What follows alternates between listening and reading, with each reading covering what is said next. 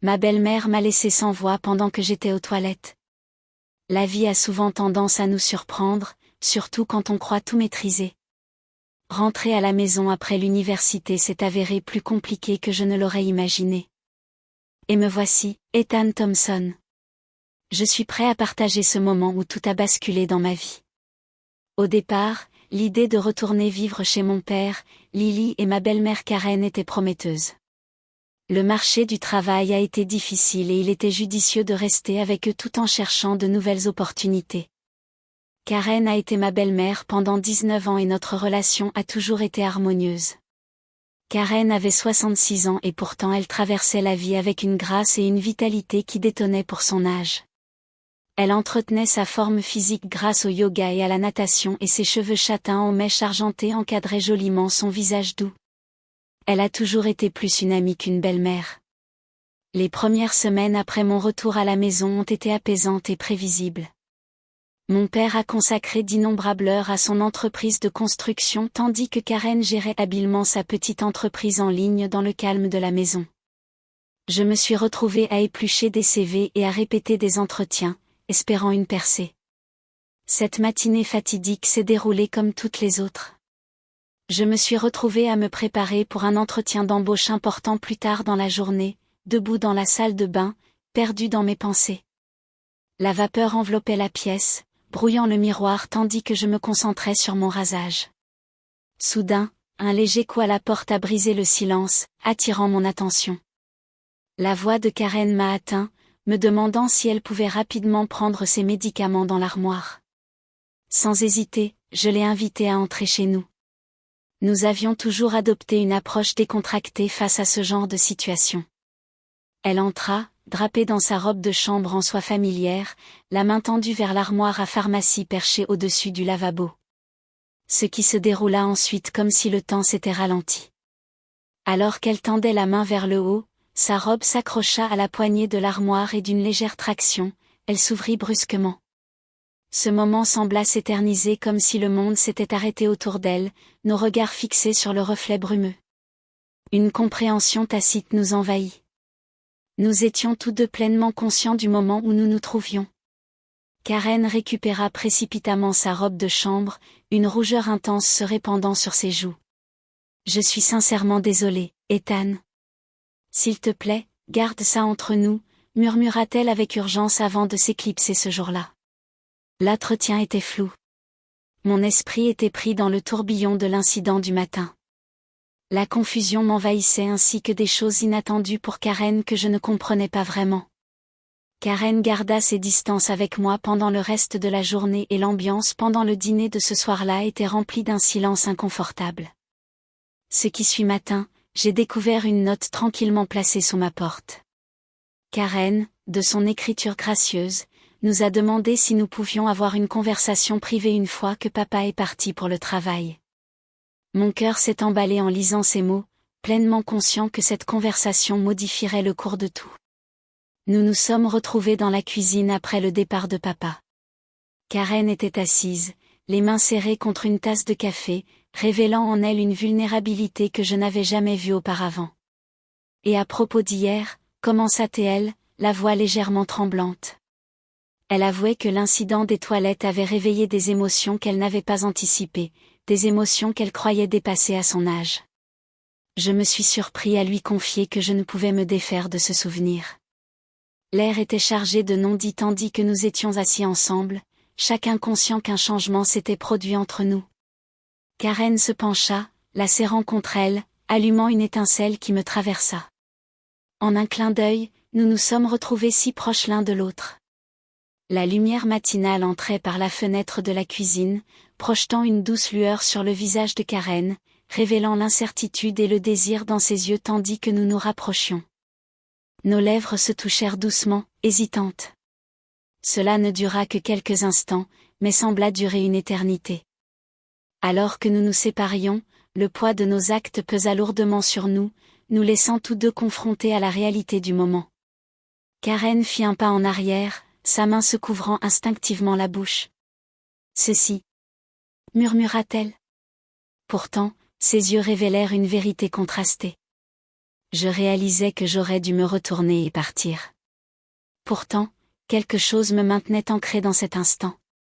Les jours suivants se déroulèrent comme un ballet fragile, de regards fugaces et de séparations mesurées. Nous affichions tous deux un visage courageux en présence de papa.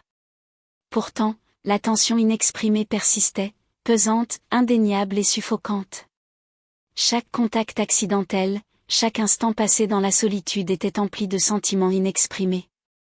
Je me suis retrouvé à inventer des excuses pour rester à la maison, à être productif avec mes candidatures, tout en aspirant à ces moments de calme seul avec Karen. C'était comme si elle reflétait mes actions, cherchant toujours une raison d'être présente dans le même espace que moi. Il y avait une lourdeur dans l'air, une lutte visible en elle, tandis que son calme habituel commençait à faiblir. « Il faut qu'on parle de ça », dit-elle en refermant doucement la porte derrière elle. Elle s'installa à côté de moi sur le petit canapé, à portée de main, et l'odeur familière de son parfum de lavande m'enveloppa, une fragrance qui avait été une source de réconfort pendant mes chagrins de lycée. Maintenant, elle réveillait en moi quelque chose de complètement nouveau.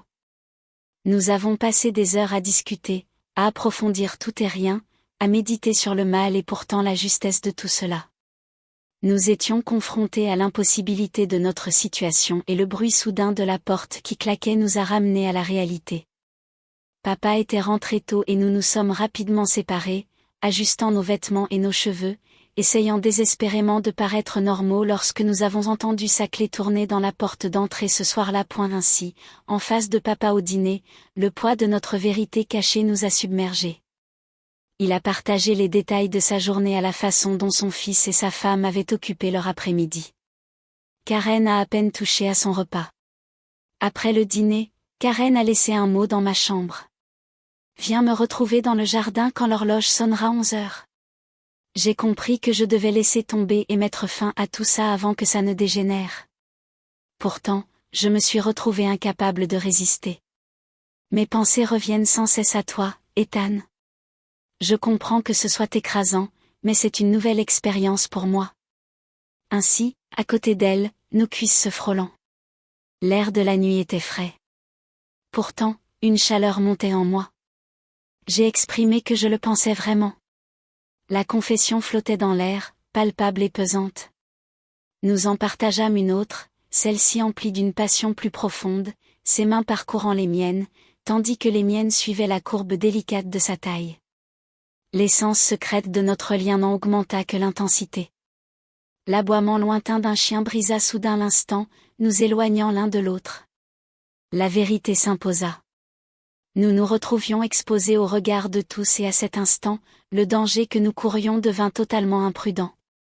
Karen se leva, ajusta sa tenue et murmura « On ne peut pas faire ça ici ». Pourtant, dans son regard persistait un murmure de quelque chose de plus profond. Nous formâmes une meute à la recherche de moments plus calmes et plus sûrs pour partager nos instants ensemble. Les jours suivants furent insupportables. J'observais Karen avec mon père qui feignait d'être normaux. Pendant tout ce temps, notre vérité cachée mijotait sous la surface. Chaque dîner de famille devenait une épreuve de ma retenue. Je me retrouvais à me retourner et à me retourner la nuit, incapable de m'endormir, l'esprit rongé par les pensées de Karen juste derrière le mur comme si les murs se refermaient. L'espace autour de nous était insuffisant pour l'intensité de notre connexion. Un matin, je recrois Karen. Solitaire dans la cuisine, le souvenir de notre première rencontre flottait dans l'air, chargé d'émotions. En silence, elle se glissa dans mes bras, s'alignant parfaitement avec moi. Nous comprenions les risques que nous prenions. Chaque contact, chaque instant fugace nous rapprochait du bord de l'exposition. Pourtant, l'attirance entre nous était devenue trop forte pour être niée. Karen s'efforçait de maintenir ses limites, s'efforçant de respecter les convenances. Pourtant, chaque fois que nous nous retrouvions seuls, ces limites disparaissaient sans effort, comme des châteaux de sable emportés par les vagues. Chaque jour, le poids des mots non prononcés s'alourdissait, des moments d'importance. Alors que nous nous croisions dans le couloir, nos regards se croisaient l'espace d'un instant à table et ces effleurements subtils de nos mains pendant la vaisselle flottaient dans l'air. Papa sentait un changement mais il l'attribuait à la pression de la recherche d'emploi. Si seulement il pouvait découvrir la véritable cause du changement d'attitude de son fils et de sa femme, chaque jour qui passait, le lien entre nous s'est renforcé. Ce qui n'était au départ qu'une simple attirance physique a depuis évolué vers quelque chose de bien plus profond et complexe. Nous nous sommes confiés sur des pensées que nous n'avions jamais partagées avec personne auparavant. Le poids de la culpabilité persistait, mais il était éclipsé par la profondeur de nos émotions. Chaque jour qui passait nous rapprochait d'un moment qui allait changer irrévocablement le cours de nos vies. Au lever du soleil, l'aube du changement a commencé comme toujours. Pendant que papa était parti travailler, je suis tombée sur Karen dans la cuisine, occupée à préparer du café. Elle portait la même robe de chambre en soie que ce premier matin dans la salle de bain. Mais cette fois, chaque détail était intentionnel. Nos regards se sont fixés sur la cuisine en silence. Nous nous sommes rapprochés l'un de l'autre, le café nous échappant de l'esprit. Le contact de Karen était électrique. Elle glissait sous mon t-shirt, allumant une étincelle entre nous. Cela avait un poids différent, un sentiment d'urgence et de désir débordant de ces semaines de désir inexprimé. Je la déposai délicatement sur le plan de travail de la cuisine, me positionnant entre elles tandis que nous étions enlacés. Son peignoir s'ouvrit et cette fois, c'était une acceptation calme, une pause sereine sans excuse ni tentative de. Elle était si tendre en elle et je pouvais sentir son souffle chaud et lourd m'effleurant le cou. Ce qui s'est passé était hors de notre contrôle. Nous nous sommes retrouvés enveloppés dans une fervente étreinte. À cet instant, toute pensée de conséquence s'est estompée lorsque le temps, nos propres façons de nous connecter et d'être ensemble. Ces matins avant que papa ne se réveille, ces après-midi tranquilles pendant qu'il était au travail et ces moments sereins dans le jardin après le coucher du soleil, Karen semblait s'épanouir chaque jour qui passait, sa joie devenant son essence même. Je me suis retrouvée à m'enfoncer davantage dans notre connexion physique, à évoluer vers quelque chose de plus riche, plus complexe. Pourtant, la culpabilité est apparue contre nous deux à chaque fois que papa embrassait Karen ou exprimait sa fierté envers elle. C'était comme si un couteau se tordait dans mon ventre. Nous le trahissions de la manière la plus inimaginable.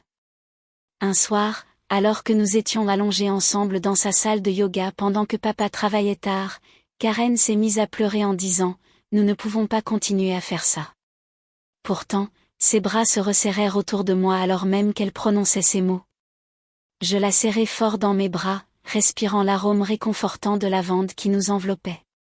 Je comprends, ai-je réagi. Pourtant, il semblait qu'aucun de nous ne soit disposé à lâcher prise. Nous nous sommes retrouvés enlacés dans un lien à la fois exaltant et néfaste, une dépendance à laquelle aucun de nous ne pouvait résister. Le lendemain matin, mon père m'a révélé qu'il devait partir pour un voyage d'affaires d'une semaine. Karen et moi avons délibérément détourné le regard, pleinement conscients des implications qui persistaient entre nous. Cette semaine passée ensemble, tel un beau rêve devenu réalité. Nous avons partagé des moments dans la cuisine.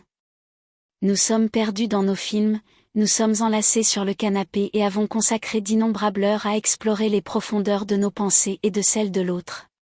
Pourtant, la réalité a tendance à perturber même les fantasmes les plus idylliques. Au milieu de la semaine, mon père m'a contacté pour me prévenir qu'il pourrait rentrer plus tôt que prévu. La nouvelle nous a plongés dans un état de panique et lorsque je suis enfin rentrée ce soir-là, Karen m'attendait dans le jardin. Dans la faible lueur, elle était resplendissante. Pourtant, une tristesse persistait dans son regard comme si elle venait de prendre racine. « Il faut qu'on parle », a-t-elle dit en tapotant doucement l'espace à côté d'elle sur le banc. J'ai pris un moment pour rassembler mes pensées. Le poids de la vérité, tout ce qu'elle avait bâti était fondé sur la tromperie et la trahison. Il est clair que nous ne pouvons pas continuer ainsi. J'ai compris qu'elle avait raison. Pourtant, l'idée d'en finir avec tout cela me pesait lourd. Que faire maintenant, ai-je poursuivi avec une pointe d'appréhension. Ton père ne mérite vraiment pas cela et tu mérites l'opportunité de vivre une relation authentique avec quelqu'un qui se trouve à une étape similaire de sa vie. La douleur de ces mots persistait même si je reconnaissais leur vérité. Joëm, la femme de mon père. Et quelle que soit la profondeur de nos émotions, cette réalité demeure inchangée. Nous nous attardions dans le silence, les mains jointes, contemplant la lumière déclinante du coucher de soleil. Tout semblait si évident, comme si nous étions réunis pour pleurer une perte qui n'avait jamais vraiment eu l'occasion de s'épanouir. J'ai finalement admis que je devais déménager. C'était comme la seule voie qui me correspondait vraiment. Rester à la maison et rencontrer Karen quotidiennement tout en essayant de contenir nos émotions serait impossible. Karen hocha la tête, ses larmes traçant des sillons silencieux sur ses joues. Je crois que c'est le bon choix. Mais Ethan, elle se tourna vers moi, son regard. Il est important que tu comprennes que ce qui s'est passé entre nous était authentique. Cela allait au-delà d'une simple attirance physique ou des difficultés typiques de la crise de la quarantaine. Je la serrai fort un dernier instant, gravant la sensation de sa présence dans ma mémoire. Je comprends, murmurai-je doucement dans son étreinte tendre et poignante. Elle contenait tout ce que nous gardions caché, le chagrin, l'affection, les aspirations inaccessibles que nous n'aurions jamais la chance de réaliser. Le lendemain matin, j'ai confié à mon père que j'avais trouvé un appartement plus proche de la ville, un endroit où je pourrais trouver plus d'opportunités d'emploi. Avec un mélange de surprise et de soutien indéfectible. Karen a exprimé sa fierté pour mon initiative concernant ma carrière. Elle m'a aidé à faire mes valises, veillant à ce que nous maintenions une distance respectueuse tout au long du processus. Désormais, chaque contact accidentel, chaque regard fugace portait le poids d'un adieu. Le jour de mon départ fut chaotique et imparfait à tous égards. Pourtant, il y avait une authenticité brute, une force immense et le potentiel d'un profond changement. Après plusieurs mois, j'ai trouvé un bon emploi et j'ai commencé à explorer le monde des rencontres. J'ai essayé d'aller de l'avant. Pourtant, dans le calme de la nuit, les souvenirs de ces semaines avec Karen persistaient, me rappelant l'amour impossible que nous partagions et que nous avons finalement dû abandonner. Bien que papa, Karen et moi soyons toujours unis par le mariage, lorsque je leur rends visite maintenant, Karen et moi gardons une distance prudente, nos secrets étant enfouis dans le passé. Pourtant, parfois, lorsque nos regards se croisent à table, j'en aperçois un fragment, l'écho de ce que nous avons partagé, le souvenir de ces jours et de ces nuits passionnées, le goût doux amer d'un amour qui ne pourrait jamais exister. La vie a toujours su nous surprendre, nous révélant que l'amour ne suit pas toujours les règles que nous estimons devoir suivre. Parfois, il brille d'un éclat intense pour finalement s'éteindre en un instant.